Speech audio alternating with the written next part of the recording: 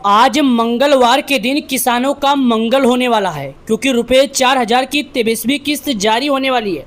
दोस्तों, आप लोगों को मालूम है कि पश्चिम बंगाल में चुनाव चल रहा है और सरकार इस समय किसानों को किसान योजना का 23वीं किस्त का जो पैसा है जारी करने जा रही है। आप सभी किसान भाइयों को मालूम होगा और आप सभी को मालूम है कि चुनाव हो चाहे प्रधानी हो कोई और हो, हर कोई जनता को लुभाने की कोशिश करता है। तो शायद सरकार इस बार किसानों को भी किसान सम्मान निधि योजना का पैसा देकर लुभाने की कोशिश कर रही है। यानी किसान को इसे लुभाने की बात तो नहीं है कि पहली बार ऐसा हो रहा है। सरकार हर 4 महीने पर किसानों को किसान सम्मान निधि योजना की राशि देती है, जो कि अब तक किसानों के खाते में 22 बार मिल चुका है। अब किसान 23वीं किस्त का इंतजार कर रहे हैं और आज मंगलवार है तो शायद आज मंगल ही हो जाएगा। क्योंकि किसानों को अगर सोचो कि अगर आप एक किसान हैं, आपकी गेहूं की कटाई हो रही है और आपको पैसे की ज़रूरत है और शाम तक आपके मोबाइल पर 4,000 रुपये का मैसेज आ जाए और खाद बीज के लिए 5,000 रुपये का मैसेज और आ जाए तो कितना अच्छा होगा, मतलब बहुत ही अच्छा होगा। लेकिन सुनिएगा, वीडियो को आगे बढ़ाने से पहले और जानकारी दिखाने से पहले हम आपको बता दें, अगर आप एक किसान हैं तो कमेंट करके ये बता दीजिए आप किस राज्य के हैं, क्योंकि अभी आपके राज्यों की कुछ ज़रूरी जानकारी हम आपको बताएंगे। क्योंकि सरकार ने कहा है कि हम उन किसानों को लाभ देंगे जिन्होंने हमारे नियमों का पालन किया, इसीलिए हम आपको जानकारी दे रहे हैं। देखिए दोस्तों, आप सभी किसान भाइयों को मालूम है कि पिछली साल खाद के लिए किसानों को लंबा लाइन लगाना पड़ा था यूरिया के लिए, और यूरिया खाद जो है मिला भी नहीं था। मतलब किसान जाते थे सुबह और दिन भर लाइन लगाते थे और शाम को भी आते थे नहीं घर पे, कोई कोई वही सो जाता था और सुबह भी नहीं मिलता था। मतलब खाद बीज के लिए अगर 2-2 दिन 3-3 दिन 1-1 हफ्ता लाइन लगाते थे तो जिन्हें 3 गोनी की ज़रूरत थी उन्हें 1 ही गोनी दिया जाता था। तो आप लोग को मालूम है, तो सरकार ने कहा है कि इस बार हमारे किसी भी भाई और बहनों को, हमारे अन्नदाताओं को परेशान नहीं होना है। हम उन्हें 5,000 रुपये खाद के लिए दे देते हैं और वो एडवांस में खाद खरीद कर अपने घर पर रख लें और कहीं जाकर लाइन लगाने की ज़रूरत नहीं है। और साथ ही उन्होंने कहा है कि 23वीं किस्त का राशि इस बार कहीं कहीं के किसानों को 4,000 दिया जाएगा और कहीं कहीं के किसानों को 9,000 दिया जाएगा। दोस्तों, अगर आपका नाम लिस्ट में होगा तो आपको पैसा मिल जाएगा, अगर आपका नाम लिस्ट में नहीं होगा तो नहीं दिया जाएगा। सरकार ने लिस्ट में नाम अनिवार्य कर दिया है और जिन लोगों का लिस्ट में नाम होता है उनके खाते में पैसा समय से पहले आ गया है।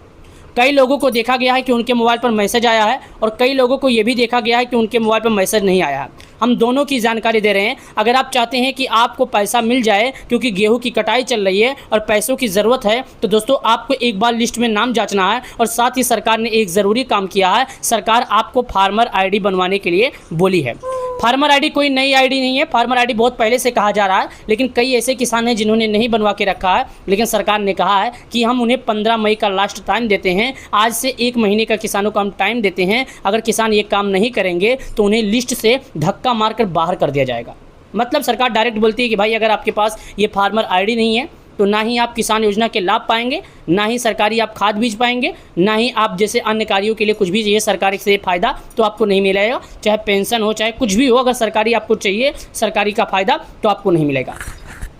आपके मन में एक सवाल होगा कि लिस्ट में नाम तो हम देख लेंगे, चलिए हम वो भी दिखा देते हैं, लेकिन उससे पहले देखिएगा लिस्ट में आप नाम बताइए कि जैसे लिस्ट में नाम पता करने के लिए अगर आप खुद पता कर लेते हैं तो इस वीडियो को देख लीजिएगा, हम दिखा देंगे कैसे आपको पता करना है। और अगर आप नहीं कर पाते हैं तो आप कमेंट में आप भारत के जिस भी राज्य के रहने वाले हैं कमेंट करके बता दीजिएगा, और आपका जो भी ज़िला है वो भी कमेंट करके बता दीजिए। साथ ही आपका जो भी तहसील है आप कमेंट कर दीजिएगा, और आपको जो भी ब्लॉक है वो भी कमेंट कर दीजिए, और अपना गाँव कमेंट कर दीजिए और अपना नाम कमेंट कर दीजिएगा। आप सोचेंगे कि आखिर मैं ये सब कमेंट करने के लिए क्यों बोल रहा हूँ। दोस्तों, लिस्ट में नाम जांचने के लिए आपका ये सब लगने वाला है। अगर आपको विश्वास नहीं है तो अभी हम जब लिस्ट में नाम दिखाएंगे तो जो जो सरकारी डिपार्टमेंट की तरफ से लिखा रहेगा वो हम आपको दिखा देंगे। साथ ही दोस्तों, जैसे हम नीचे की तरफ आते हैं तो यहाँ पर कुछ महत्वपूर्ण जानकारियाँ भी लिखा है, जो महत्वपूर्ण जानकारियों को अगर अधूरी जानकारी रहेगा तो आप समझ भी नहीं पाएंगे। देखिए, सबसे पहले लिखा है the honourable prime minister has release the 22 instalment of PM Kisan scheme. मतलब ये बताया जा रहा है किसान 13 मार्च 2026 फ्रॉम गुवाहाटी असम। दोस्तों, ये बताया जा रहा है कि हमारे देश की, इसको मैं हिंदी में कर देता हूँ, आप लोग भी समझें, मैं ही खाली ना समझूँ, इसको हिंदी में करते हैं। दोस्तों, ये साफ बता रहा है, जो कि यहाँ पर देखिए, ये सबसे पहले बोलता है कि अगर आप 22वीं किस्त का लाभ पाना चाहते हैं और आप असम के गुवाहाटी से कहीं भी रहने वाले हैं, जैसे कि पिछला किस्त का पैसा 22वीं किस्त का मिला था किसानों को असम से, असम एक राज्य है, वहाँ से पैसा मिला था और उसका एक छोटा सा ज़िला है जिसका नाम है गुवाहाटी, वहाँ से सरकार ने पैसा जारी किया था और पैसा जारी करने के बाद किसानों को बोला था कि आपको भाई पैसा मिलेगा तभी जब आपने सभी सरकार के नियमों का पालन किया होगा। कई किसान ऐसे हैं जिन्होंने केवाईसी नहीं किया है, उनके लिए भी यहाँ पर लिखा है, वो भी हम दिखा रहे हैं। पीएम किसान पंजीकरण किसानों के लिए ई केवाईसी अनिवार्य है। ओटीपी आधारित ई केवाईसी पीएम किसान पोर्टल पर उपलब्ध है। बायोमेट्रिक आधारित ई केवाईसी के लिए निकटतम सीएससी केंद्रों से संपर्क किया जा सकता है। दोस्तों बताया जा रहा है कि अगर आप एक किसान हैं और आप खुद केवाईसी कर लेते हैं तो ठीक है, अगर आप खुद केवाईसी नहीं कर पाते हैं तो नज़दीकी ग्राहक सेवा केंद्र पर जाएं, जहां पर ऑनलाइन का काम होता है, वहां से जाकर आप करवा लीजिए केवाईसी। अगर आप मोबाइल से करना चाहते हैं तो आपके आधार का एक ओटीपी आएगा, उससे कर सकते हैं, या तो आप अपने चेहरे के द्वारा केवाईसी कर सकते हैं। चेहरे के द्वारा भी केवाईसी अनिवार्य कर दिया गया है, क्योंकि दोस्तों उम्र होने के बाद किसान की जो फिंगरप्रिंट है वो मैच नहीं खाती थी और किसानों को काफ़ी दिक्कतों का सामना भी करना पड़ता था। तो चेहरे से द्वारा जो मैच होता है, चेहरा मैच हो जाता है, किसी भी किसान को किसी भी तरह की परेशानी नहीं होती है, क्योंकि चेहरा पाने के बाद हो जाता है। साथ ही अगर आप एक नए किसान हैं तो क्या इसमें जुड़ सकते हैं? तो देखिएगा दोस्तों, सरकार की ओर से यहाँ पर बाकायदा लिखा है कि अगर आप 1 तारीख 2019 के पहले, मतलब 1 तारीख दूसरा महीना 2019 के पहले आपने अपने खुद के दम पर खेत खरीदा था तो आप इसमें जुड़ सकते हैं। अगर 1 तारीख दूसरा महीना 2000 के बाद आपने खेत खरीदा है और आप इसमें जुड़ने की कोशिश कर रहे हैं तो आप इसका लाभ नहीं पाएंगे, चाहे कितना भी कोशिश कर लीजिए। साथ ही बताया जा रहा है कि अगर आप इससे पहले खेत खरीदे थे और किसी कारण से आपका नाम कट गया था तो आप इसका लाभ उठा सकते हैं।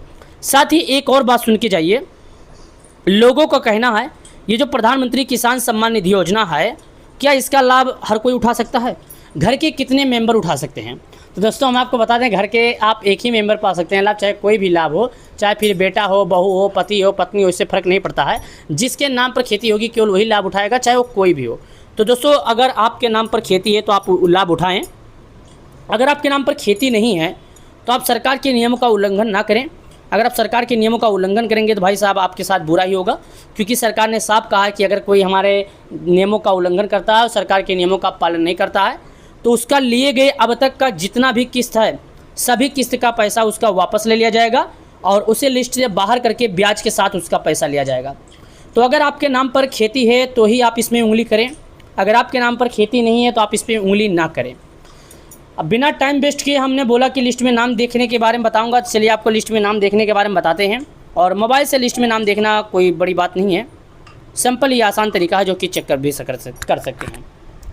चलिए मैंने बोला था कि लिस्ट में नाम दिखाएंगे तो हम कैसे करना है अगर चेक कर लेते हैं। तो यहाँ पर हम लिखते हैं पीएम किसान और उसके हिंदी में लिखते हैं लाभार्थी सूची। यहाँ पर देखिएगा लाभार्थी सूची, और जैसे लिखते हैं लाभार्थी यादी तो सबसे पहले हमारे सामने ऑप्शन आ जाता है। ऑप्शन आने के बाद इस पर क्लिक कर देते हैं। मैंने आपको शायद इससे पहले भी बताया था कि आपसे 5 चीज़ मांगेगा, वो 5 चीज़ यहाँ पर बोल रहा है। पहला बोलता है आप भारत के किस राज्य के हैं, दूसरा बोलता है आपका ज़िला क्या है, तीसरा बोलता है तहसील क्या है, चौथा बोलेगा आपका ब्लॉक क्या है, पाँचवा बोलेगा आपका गांव क्या है।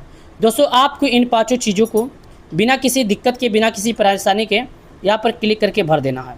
मैं आपको वो भी भर के दिखा रहा हूँ, लेकिन स्टेट का मतलब होता है आप राज्य क्या है आपका, डिस्ट्रिक्ट मतलब होता है जिस राज्य के उसके ज़िले का क्या नाम है, सब डिस्ट्रिक्ट मतलब होता है आप जिस ज़िले के उसके तहसील का क्या नाम है, तहसील के बाद आपके जिस तहसील के उसके ब्लॉक का क्या नाम है, उसके बाद आपके गांव का क्या नाम है। ये 5 चीज़ आपसे पूछेगा जो कि देख सकते हैं।